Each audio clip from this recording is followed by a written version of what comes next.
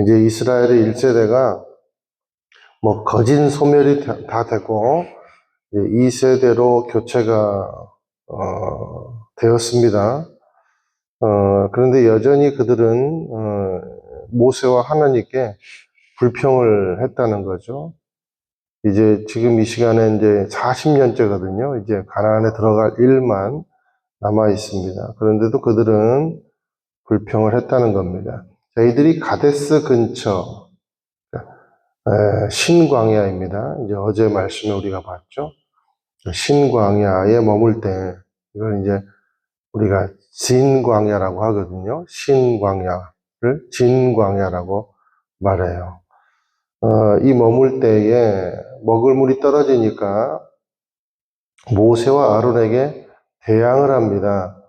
대항의 내용을 보니까 놀랍게도 부모의 세대와 아주 똑같은 패턴, 그리고 뭐 똑같은 워딩으로 불평을 늘어 놓습니다. 심지어 이들은 자기 자신을 저주하는 말까지 하지 않습니까? 우리 형제들이 하나님의 손에 죽을 때 우리도 그때 같이 그냥 죽었어야 돼. 이렇게 자신을 저주하는 말을 하는가 하면 왜 우리를 이집트에서 이끌어내서 이 끔찍한 곳으로 데려왔는가? 이 불평을 쏟아놓는 거죠. 그때 망했어야 돼. 그때 우리가 저주를 받았어야 돼. 이게 할 말입니까? 근데 이게 어디서 많이 듣던 불평입니까? 부모 세대의 불평을 자식 세대, 그러니까 이 세대도 답습하고 있다는 거예요. 이것을 통해 우리가 알 수 있는 것은 죄는 전수되고 불평도 전수되고 믿음도 전수된다. 그러니까 내 실수와 내 결함으로 끝나지 않는다라는 겁니다. 유전된다는 겁니다. 우리가 아담이 한번 지은 죄가 지금까지 전수돼서 아메바처럼 번식하고 있지 않습니까? 그런데 죄도 전수되지만 은혜도 전수된다라는 겁니다. 믿음도 전수된다라는 겁니다. 그러니 둘 다 전수되는 거라면 불평보다는 기도를 선택하는 것이 훨씬 더 현명한 미래를 여는 선택이 아니겠습니까? 저와 여러분이 어떤 상황이든지 기도하고 하나님께 나아가는 그런 귀한 모습을 우리 후대까지 전수시키는 그런 믿음의 조상이 되기를 예수님의 이름으로 축원드립니다. 모세가 이제 하나님이 주신 기적으로 그래도 이 진광야에서 잘 마무리를 하고 가나안을 위한 행군을 제기한 이야기를 다루고 있어요.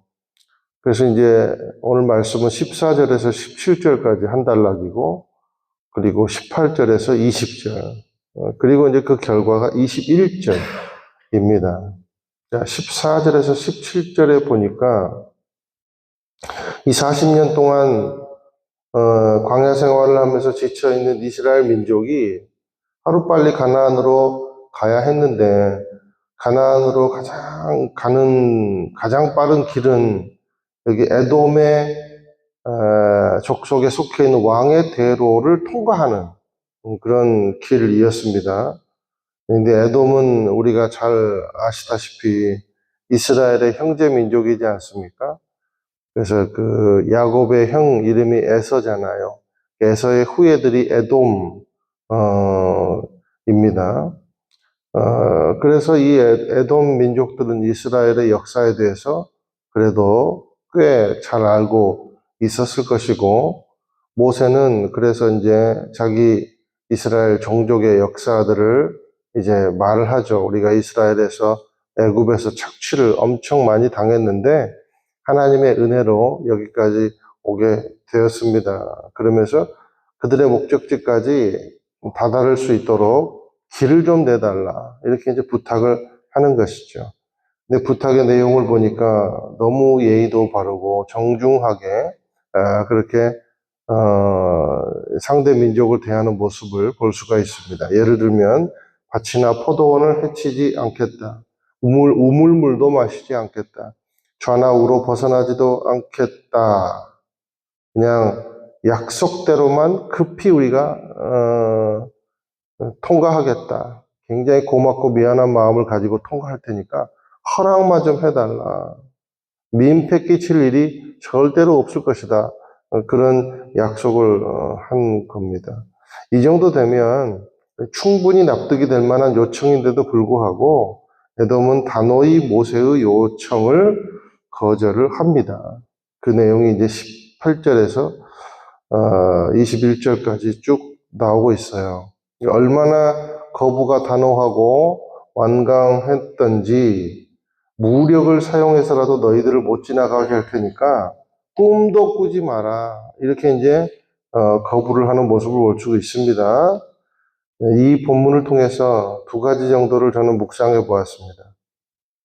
첫 번째는 뭐냐면 하나님이 원하시는 길을 가고 있어도 길은 막힐 수 있다는 거예요. 언제든지 막힐 수 있다는 거예요. 그런데 그때 우리의 태도가 중요하다는 겁니다. 그럴 때는 하나님을 원망하는 것이 아니라 자기 자신을 먼저 돌아봐야 한다라는 것이죠. 그래야지 사람에게도 원망하지 않을 수 있고 하나님께도 원망하지 않을 수 있습니다. 우리는 늘 잘못을 외부의 환경이나 남의 탓으로 돌리는 그런 본능이 있어요. 이 죄인의 모습이죠.